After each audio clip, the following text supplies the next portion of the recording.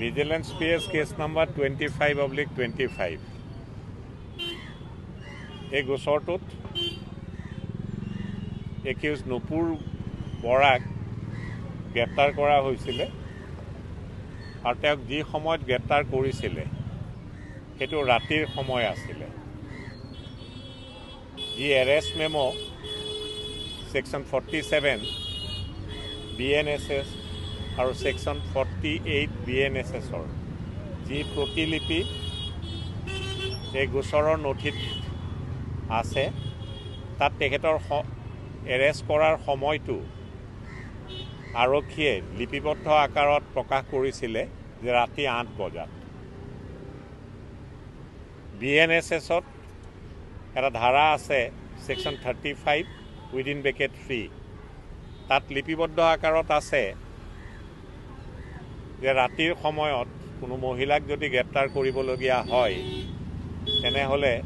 জুৰিছডিকশ্যনেল first class মেজিষ্ট্ৰেটৰ পৰা অনুমতি অবিহনে যদি গ্ৰেপ্তাৰ প্ৰক্ৰিয়া চলোৱা হয় সি article 21 of the constitution of India violate কৰে এই যুক্তিখিনিও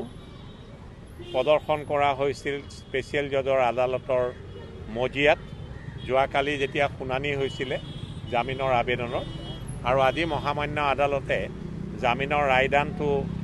প্ৰকাশ কৰিছে তাত নুপুৰ বৰাক 1 লাখ টকাকৈ দুজন জামিনদাৰৰ ভিত্তিত জামিনত মুকলি কৰি দিছে তাৰে এজন চৰকাৰী চাকৰিয়াল হ'ব লাগিব আৰু লগতে কিছুমান কণ্ডিশ্যন দিছে যে তেওঁ স্পেচিয়েল জাজৰ আদালতৰ যি পৰিসীমা তাৰ বাহিৰলৈ গ'লে আদালতৰ অনুমতিও ল'ব লাগিব উইটনেছক টেম্পাৰ বা হেম্পাৰ কৰিব নোৱাৰিব ইত্যাদি ইত্যাদি জামিননামা গ্ৰাহ্য হ'লে তেখেত মুকলি আকাশৰ তললৈ ওলাই আহিব আজি অৱশ্যে মই যিখিনি আপোনালোকক অৱগত কৰিলোঁ সেইটো ৰেকৰ্ডত যি লিপিবদ্ধ আকাৰত আছে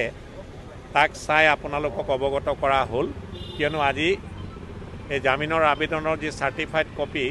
তাক ল'ব পৰা এইবাবেই নাযাব যে অধিবক্তা সমাজে আজি কোৰ্ট শিফটিঙৰ বিষয়বস্তুক লৈ আজি আদালত বয়কট কৰিছে ইমানেই ধন্যবাদ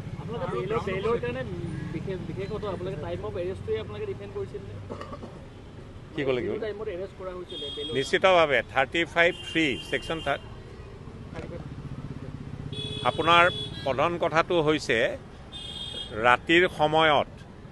এগৰাকী মহিলাক যেতিয়া গ্ৰেপ্তাৰ কৰে তেতিয়া BNSSত লিপিবদ্ধ আকাৰত আছে কিদৰে গ্ৰেপ্তাৰ কৰিব পৰা যায়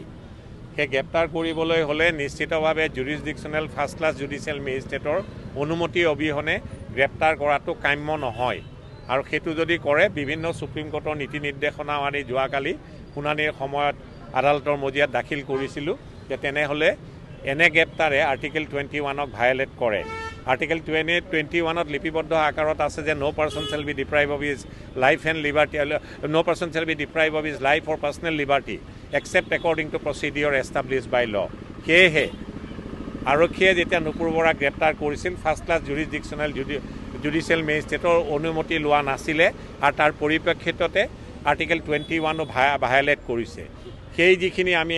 আদালতত যুক্তি দৰ্শন কৰিছিলোঁ যুক্তি দৰ্শাইছিলোঁ সেইখিনিও আদালতে হুকুমত লিপিবদ্ধ আকাৰত লিখিছে আৰু যিহেতু তদন্ত প্ৰায় অন্তিম ষ্টেজত আহি পাইছে আৰু তাৰ পৰিপ্ৰেক্ষিতত তেখেতক জামিনত মুকলি কৰি দিছে কি কণ্ডিশ্যনত দিছে সেইখিনি আপোনালোকক ইতিমধ্যে মই অৱগত কৰিছোঁ ধন্যবাদ